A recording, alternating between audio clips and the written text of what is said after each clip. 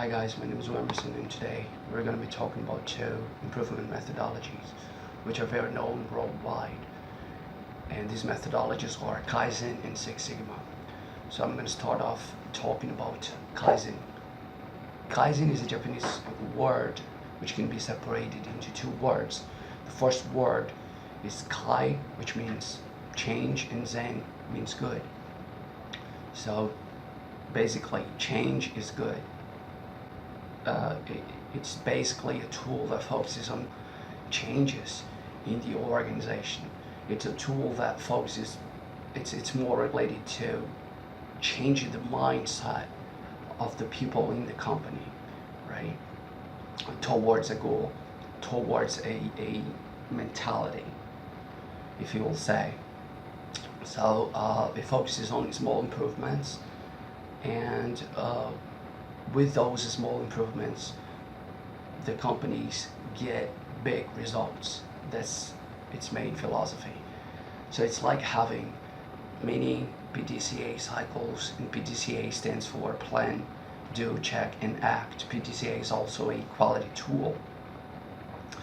And it's like having, as I was saying, it's like having many PDCA cycles.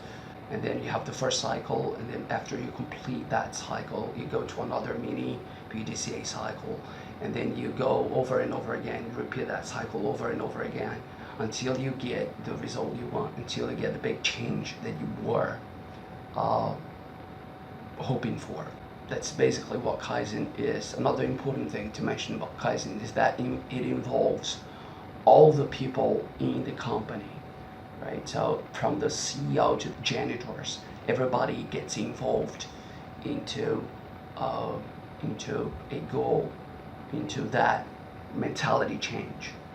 Now let's talk about the Six Sigma methodology. Six Sigma is based on a mathematical approach, and its concept comes from statistics. And it basically says that if you want your product to have a high quality, you have to reduce the number of defects of that product to a 3.4 defects per million rate.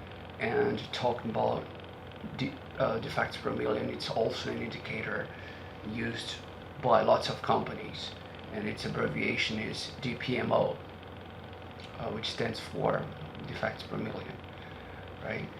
One of the main differences between Six Sigma projects and Kaizen projects is that Six Sigma projects have designated teams for the execution of the steps of the projects, right? Instead of involving everybody in the company, which is like what Kaizen states, Six Sigma, on the other hand, has a team designed for the development of the project, right? So another difference is that Six Sigma has a target, right? A mathematical target. We are here in point A and want to be in a certain number of months or a certain amount of time. I want to be in point B.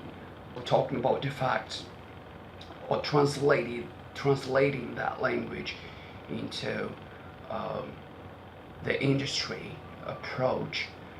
It would mean that I'm going to be reducing the number of defects over a period of time, and I'm going to be using a mathematical approach to achieve that goal, right? And for that, Six Sigma methodology uses a very known tool